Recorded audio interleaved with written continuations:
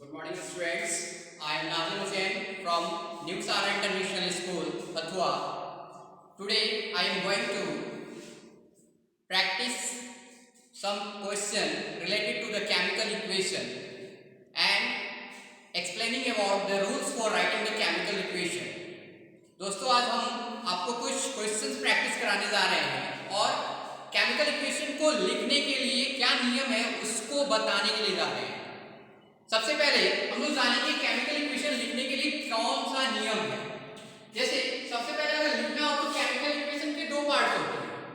Chemical equation के दो parts होते हैं। केमिकल इक्वेशन के दो पार्ट्स होते हैं। एक होता है रिएक्टेंट और दूसरा होता है प्रोडक्ट। रिएक्टेंट और प्रोडक्ट। रिएक्टेंट वो जो कि रिएक्शन में हिस्सा लेता है और प्रोडक्ट हुआ है जो कि रिएक्शन के बाद बनता है। तो रिएक्टेंट को हम लोग ऑलवेज लेफ्ट हैंड साइड की तरफ लिखेंगे और प्रोडक्ट को ऑलवेज हम लोग राइट हैंड साइड की तरफ लिखेंगे। तो इसमें रिएक्टेंट सिर्फ एक ही नहीं होगा बल्कि एक से ज्यादा अगर हो जाए तो दो रिएक्टेंट के बीच में हम लोग प्लस साइन का यूज करेंगे और जो दो प्रोडक्ट बन रहा है तो उनके बीच में भी हम लोग प्लस साइन यूज करेंगे। और जब रिएक्शन हो रहा है तो रिएक्टेंट से जो प्रोडक्ट का डायरेक्शन होगा उसे रिएक्टेंट और प्रोडक्ट के बीच में हम लोग एक एरो इंसर्ट करेंगे। इस एरो का मतलब होता है गिव्स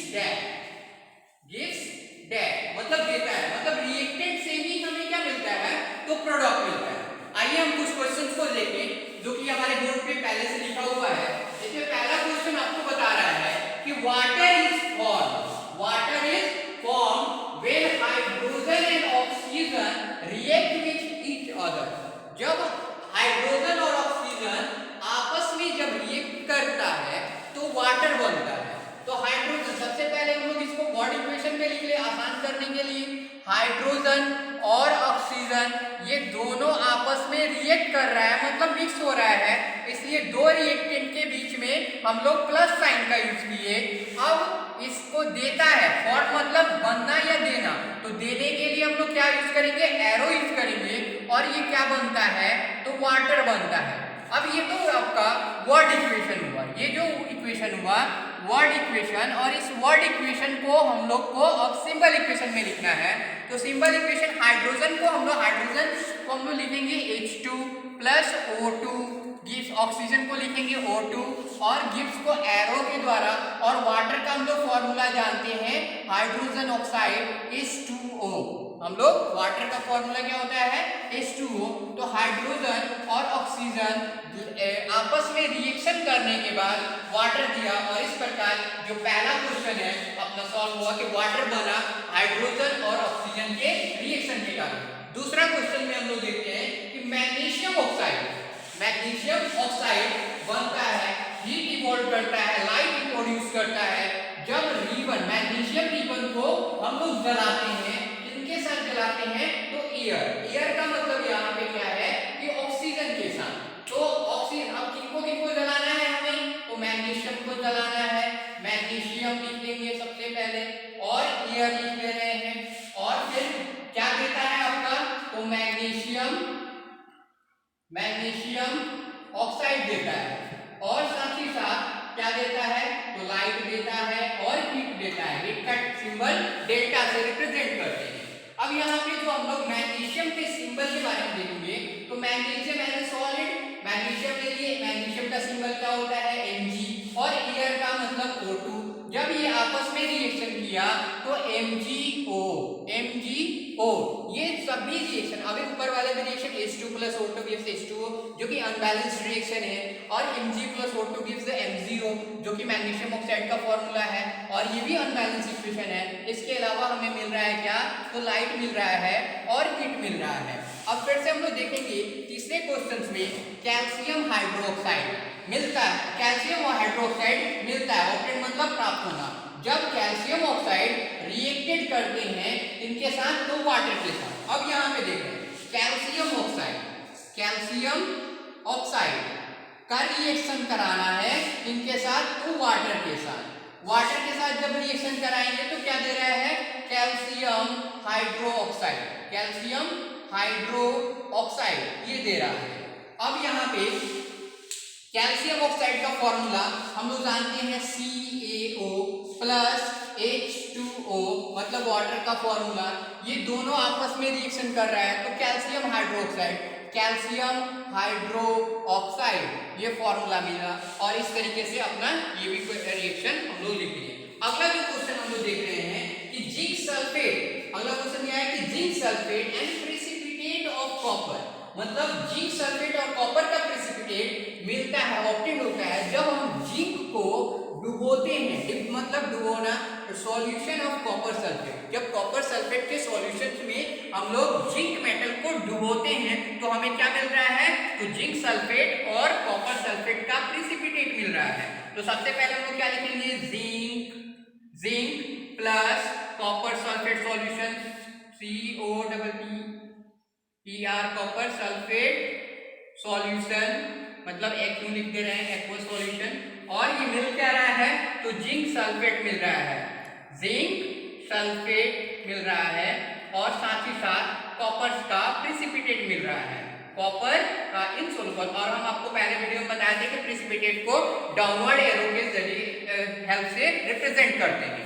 तो ये अब हम लोग को इनको सिंबल इक्वेशन में लिखना है। अभी तो हम लोग आपको सबसे पहले वर्ड इक्वेशन बता रहे हैं, फिर सिंबल इक्वेशन बता रहे हैं। जो ब्लैक पेन से लिखा गया है वो वर्ड इक्वेशन है और जो ब्लू आपका ग्रीन पेन से लिखा गया है वो आपका सिंबल इक्वेशन है। लेकिन यहाँ पे सिंबल इक्वेशन बहुत सारे ऐसे हैं जो कि अनबैलेंस है और बहुत सारे ऐसे हैं जो कि आपका बैलेंस है। जैसे एग्जांपल के रूप में कैल्शियम ऑक्साइड और हाइड्रोजन वाटर आपस में रिएक्शन करने के बाद कैल्शियम हाइड्रोक्साइड क्यों बनाया, जो कि ये बैलेंस इक्वेशन है। अब यहाँ पे देख रहे हैं कि जिंक का सिंबल क्या हुआ, Zn, कॉपर सल्फेट का सिंबल क्या हुआ, CuSO4। अब आपस में रिएक्शन किया तो क्या बनाया, ZnSO4 जिंक सल्फेट, और कॉपर का प्रेसिपिटेट यानी कॉपर का सिंबल Cu और जिंक सल्फेट का फॉर्मूला ZnSO4। तो इस प्रकार हम लोग ये भी देख रहे हैं कि ये भी जो रिएक्शन है आपका बैलेंस इक्वेशन है, ये भी आपका बैलेंस इक्वेशन है। अब यहाँ पे एक और रिएक्शन देख रहे हैं कि यहाँ पे क्या है कि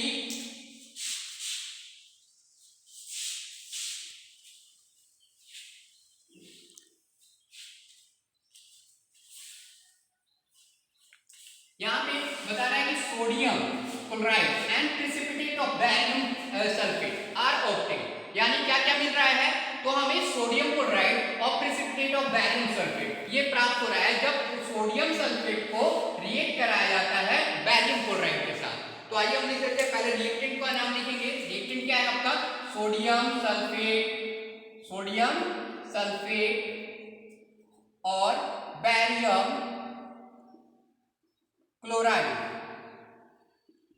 क्लोराइड जो ये आपस में रिएक्शन करने के बाद क्या दे रहा है, तो सोडियम क्लोराइड और बैरियम सल्फेट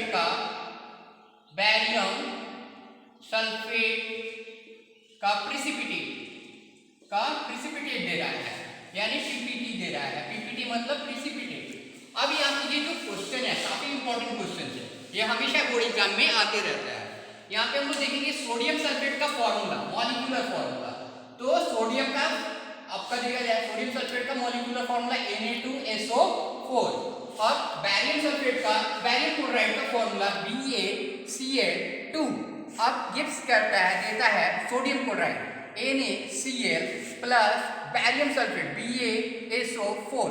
अब यहाँ पे सिंपल सा देख रहे हैं कि यहाँ पे सोडियम कितना है, 2 है, और यहाँ पे क्लोरीन कितना है, 2 है, यानी रिएक्टेंट में भी सोडियम 2 है और क्लोरीन 2 है, जबकि प्रोडक्ट में देख रहे हैं कि सोडियम 1 है और क्लोरीन 1 है। तो इसलिए हम लोग इसके कोफिशिएंट में 2 से मल्टीप्लाई कर देंगे तो ये रिएक्शन हो जाएगा, ये आपका बैलेंस केमिकल इक्वेशन हो जाएगा। ये सोडियम के ऊपर प्लस चार्ज हुआ, सल्फेट के ऊपर माइनस चार्ज हुआ, -2 चार्जेस, बैरियम के ऊपर +2 चार्जेस एंड क्लोरीन के ऊपर -1 चार्जेस, और फिर सोडियम के ऊपर +1 -1 और +2 और फिर -2।